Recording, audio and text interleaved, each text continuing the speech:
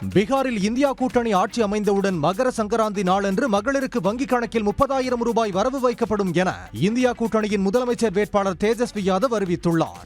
பீகார் சட்டமன்ற தேர்தலுக்கான முதல்கட்ட வாக்குப்பதிவு நாளை மறுநாள் நடைபெற உள்ள நிலையில் தேஜஸ்வி யாதவ் பாட்னாவில் செய்தியாளர்களை சந்தித்தார். அப்போது இந்தியா கூட்டணி அறிவித்துள்ள என் சகோதரி மரியாதை திட்டத்தின் கீழ் ஜனவரி 14ஆம் தேதி மகர சங்கராந்தி நாளன்று மகளிர் வங்கிக் கணக்கில் 30,000 ரூபாய் வரவு வைக்கப்படும் என்று தெரிவித்தார்.